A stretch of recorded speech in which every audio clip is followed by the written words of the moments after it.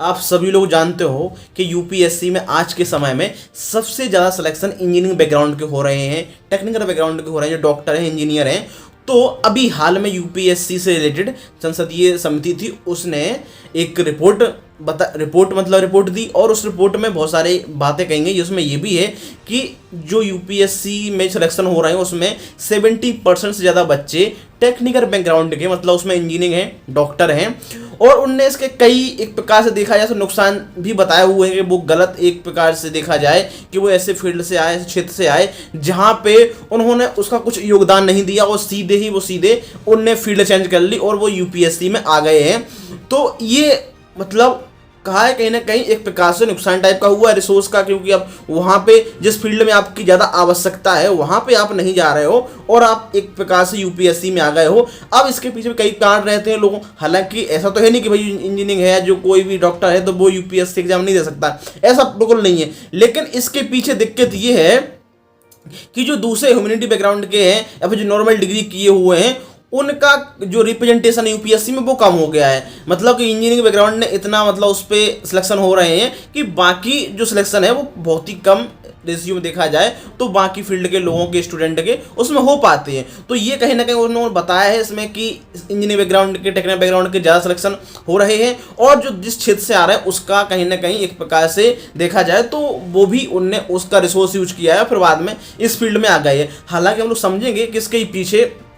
क्या कारण है कि उस बैकग्राउंड के लोग इसमें आ जाते हैं, क्या इसके पीछे कारण है। और इसके अलावा जो बात कही जाए, उन्होंने और भी इसके अलावा कई चीज़ें कही हुई हैं। यूपी उसने जो पार्लियामेंट्री रिपोर्ट है जिसके नेतृत्व में ये रिपोर्ट आई है, आपको पता है कि बीजेपी सांसद सुशील मोदी हैं, वो उनके द्वारा ये रिपोर्ट, जो उस कमेटी थी उनके द्वारा ये रिपोर्ट पेश की गई है। अब हम यहाँ पे बात करते हैं कि यूपीएससी में ऐसा हो क्यों रहा है कि जो आपको पता है कि यदि यूपीएससी में आज के समय में सबसे कम यदि सिलेक्शन हिंदी मीडियम का हो रहा है तो उसके पीछे सबसे बड़ी वजह है कि उनका सीसेट ना निकाल पाना, प्रीलिम्स क्वालिफाई ना कर पाना, और प्रीलिम्स में उनके सिलेक्शन कम होते तो उसी आधार पे आपका जो लास्ट में फाइनलिस्ट होते उसमें भी कम सिलेक्शन ही हो पाते हैं हिंदी मीडियम के बच्चों के। और सबसे ज़्यादा सिलेक्शन हो रहा है इंजीनियरिंग बैकग्राउंड के। तो जो इंजीनियरिंग बैकग्राउंड के, टेक्निकल बैकग्राउंड के, उनको ज़्यादा कहीं ना कहीं हेल्प मिल जाती है सीसेट में और वो ज़्यादा से ज़्यादा संख्या में क्वालिफाई कर जाते हैं। और जब स्वाभाविक सी बात है क्वालिफाई करेंगे तो मेंस भी ज़्यादा संख्या में देंगे। अब यहाँ पे हम लोग बात करते हैं कि जो संख्या इंजीनियरिंग बैकग्राउंड की, टेक्निकल बैकग्राउंड की देखा जाए, वो 2011 में जो सिलेक्शन हो रहे थे वो लगभग 46% थी इंजीनियरिंग बैकग्राउंड के, टेक्निकल बैकग्राउंड के। लेकिन अभी हाल में ये संख्या बढ़ के 70% हो गई है। और यदि हम इसमें केवल हिंदी मीडियम की बात करें टोटल में यदि, तो केवल 5% हिंदी मीडियम होते हैं। लगभग देखा जाए एक्चुअल डाटा तो नहीं है, लेकिन हाँ फिर भी हम कह सकते हैं कि 90% से ज़्यादा बच्चे इंग्लिश मीडियम के इसमें सेलेक्ट होते हैं। तो अब क्योंकि जब हिंदी मीडियम के 5% है, 1000 में से केवल 50 बच्चे हिंदी मीडियम से निकल रहे हैं, थोड़े बहुत और कुछ दूसरे मीडियम के मान सकते हो आप लोग, तो टोटली 100 बच्चे भी मान लें हम, मतलब जो इंग्लिश के नहीं है, तो बाकी 90% तो केवल देखा जाए तो इंग्लिश के ही होंगे। तो अब यहाँ पे हम बात करते हैं कि जो इंग्लिश मीडियम वाले बच्चे, या सॉरी हिंदी, जो इंजीनियरिंग बैकग्राउंड के बच्चे हैं, टेक्निकल बैकग्राउंड के बच्चे हैं, वो इस फील्ड में ज़्यादा क्यों आ जाते हैं और उनको आने से कहीं ना कहीं क्या नुकसान हो रहा है, क्या लाभ है, इसके बारे में हम लोग बात करेंगे। आपको पता है कि इंजीनियरिंग बैकग्राउंड के बच्चे इसमें आ रहे हैं तो एक तो वो जो रिसोर्स से पढ़ रहे हैं, जिस फील्ड में पढ़ रहे हैं, वहाँ पर उनका ज़्यादा जो काम कर सकते हैं ज़्यादा तक वो वहाँ पे नहीं पहुँच पा रहे हैं और वो सीधे इस फील्ड में आ जाते हैं। और आजकल इसका सबसे बड़ा चलन ये भी है कि आजकल सोशल मीडिया पे बहुत ज़्यादा है और आपको देखते हो कि भाई मुझे पावर चाहिए, मुझे इसी फील्ड में जाना है जहाँ पे मैं ज़्यादा से ज़्यादा काम कर सकूँ, डाइवर्सिफाई हो, ठीक है, और अलग अलग सेक्टर में। तो उनको कहीं ना कहीं एक प्रकार से जो आईएएस है, यूपीएससी है, वहाँ पे एक अच्छा वो मिलता है कि भाई मैं यहाँ पे अच्छा कर सकता हूँ। हालांकि यदि इंजीनियरिंग बैकग्राउंड की बात करें तो ऐसा नहीं कि जो इंजीनियरिंग कर लेता है तो वो इंजीनियर बन ही जाता है। आईआईटी में गया तो भाई साहब उसको अच्छा प्लेसमेंट हो गया। कई ऐसे रहते हैं कि प्लेसमेंट नहीं हो पाते हैं, तो वो इंजीनियरिंग बैकग्राउंड तो भाई उसका गवर्नमेंट जॉब की तैयारी करते हैं, चाहे वो एसएससी हो, एसएससीजीएल हो या फिर यूपीएससी है, वो करते हैं। तो उनको यूपीएससी ज़्यादा अच्छा लगता है बहुत से लोगों को, तो यूपीएससी में वो आते हैं, यूपीएससी सेलेक्ट भी हो जाते हैं। कई ऐसे भी हैं जिनका प्लेसमेंट हो भी गया है, इंजीनियरिंग बैकग्राउंड में भी हैं, मतलब इंजीनियरिंग जॉब कर रहे हैं, लेकिन फिर भी वो जॉब छोड़ के यूपीएससी तैयारी करते हैं। क्योंकि आज जो यूपीएससी का देखा जितना ट्रेंड हो गया है, जितने बच्चे बड़ी से बड़ी संख्या में तैयारी कर रहे हैं, कोचिंगें भी आ रही हैं, तो ये कहीं ना कहीं बहुत सारा एक प्रचार एडवर्टाइजमेंट हो रहा है, इसकी वजह से ज़्यादा से ज़्यादा लोग तैयारी करने का सोच रहे हैं और यूपीएससी या आईएएस के प्रति उनकी एक पॉजिटिव वो आ रही बनी, मुझे आईएएस बनना है, ठीक है। तो ये भी इस कहीं ना कहीं उसके पीछे ये रहा है कारण कि नहीं मुझे आईएएस बनना है। अब यहाँ पे कहीं ना कहीं नुकसान इसके कई क्या हो रहे हैं कि भाई जो लोगों का मानना है या फिर कई जो ऐसे विशेषज्ञ हैं कि जो इस बैकग्राउंड के जो बच्चे आ रहे हैं कहीं ना कहीं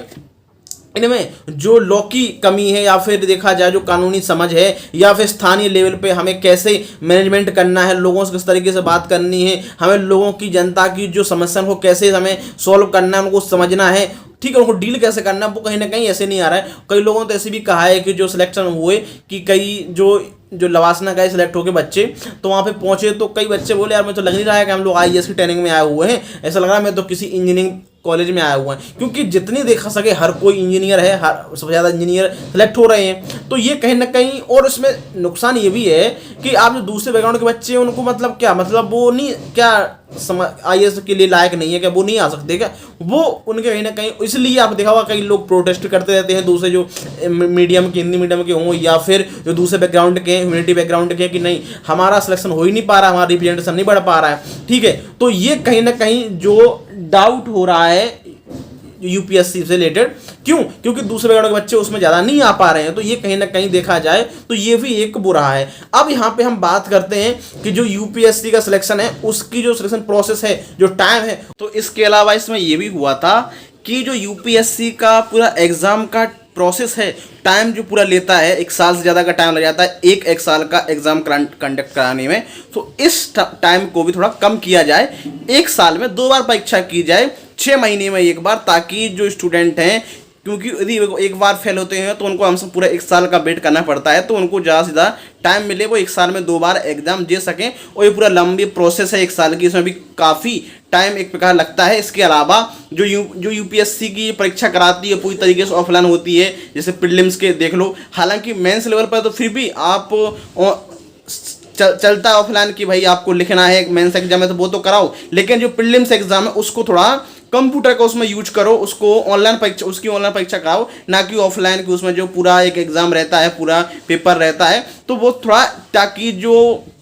ह्यूमन रिसोर्स है या फिर और भी हमारे रिसोर्स खर्च होते हैं, पैसा खर्च होता है, तो वो ताकि थोड़ा कम हो सके। तो ये काफ़ी जो कमेटी की तरफ से सुझाव दिए गए हैं। हालांकि अब देखते हैं सुझाव कहाँ तक, किस मतलब हद तक इसमें अप्लाई होते हैं, इसको सुधार, इसमें क्या यूपीएससी की एग्जाम प्रोसेस में कुछ सुधार किया जाता है, कुछ अपनाए जाते हैं, आगे देखने वाली बात होगी। बाकी जो इंजीनियरिंग से जुड़ा हुआ मामला है कि इसमें इतना सिलेक्शन हो रहा है, यदि इसमें कुछ कमी लानी है या फिर थोड़ा और बैकग्राउंड के जो स्टूडेंट है उनका रिप्रेजेंटेशन बढ़ाना है, तो काफ़ी यूपीएससी को सुधार करने होंगे। आने वाले समय में देखते हैं यूपीएससी कमेटी की रिपोर्टों किस तरीके से लेती है। बाकी यूपीएससी से रिलेटेड और भी कोई डाउट है तो आप लोग कमेंट करके पूछ सकते हैं, हम लोग इस पर ज़रूर आपका जो डाउट है उस पर जरूर वीडियो बनाएंगे, उसका सॉल्यूशन देंगे। बाकी यदि वीडियो पसंद आया हो तो वीडियो को लाइक से जरूर करें दोस्तों। हम लोग मिलते हैं नए वीडियो में नए टॉपिक के साथ। धन्यवाद दोस्तों, जय हिंद, जय भारत।